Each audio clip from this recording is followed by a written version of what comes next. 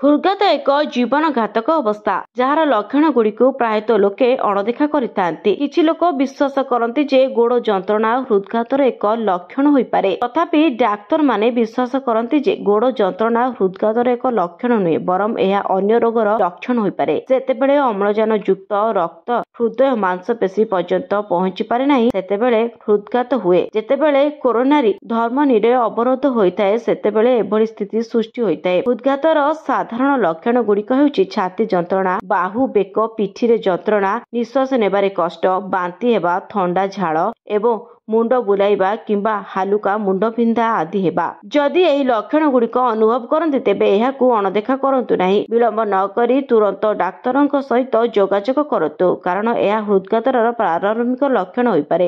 ଆମେରିକୀୟ heart association ଅନୁଯାୟୀ, ଗୋଡ଼ରେ ଯନ୍ତ୍ରଣା କେତେକ ସମୟରେ ହୃଦଘାତ ରୋଗ ଲକ୍ଷଣ ହୋଇପାରେ, ବିଶେଷ କରି ଯେତେବେଳେ ଶରୀରର ରକ୍ତ ପ୍ରବାହ ସ୍ୱାଭାବିକ ନଥାଏ। ପେରିଫେରାଲ ଧମନୀ ରୋଗ ହେଉଛି ଏକ ଅବସ୍ଥା ଯାହା ପାଦକୁ ଯାଉଥିବା ଧମନୀ ଗୁଡ଼ିକରେ ଅବରୋଧ କିମ୍ବା ସଂକୁଚିତ କରିଥାଏ। ଧମନୀରେ ଚର୍ବି ଏବଂ କୋଲେଷ୍ଟ୍ରଲ ଜମା ହେବା ଦ୍ୱାରା ଏଭଳି ହୋଇଥାଏ। ଏହା ଯୋଗୁଁ ଗୋଡ଼ରେ ଯନ୍ତ୍ରଣା କିମ୍ବା ଜଳାପୋଡ଼ା ଭବାନୀ ଏବଂ ଗୋଡ଼ର ରଙ୍ଗ ଫିକା କିମ୍ବା ନୀଳ ରଙ୍ଗ ହେବା, ଗୋଡ଼ କେଶ ଝଡ଼ିବା ଏବଂ ତଳିପାଦ ଉପରେ ଆଘାତ ଭଳି ଲକ୍ଷଣ ସୃଷ୍ଟି ହେବା। ବ୍ୟୁରୋ ରିପୋର୍ଟ, ନ୍ୟୁଜ ଦୁନିଆ।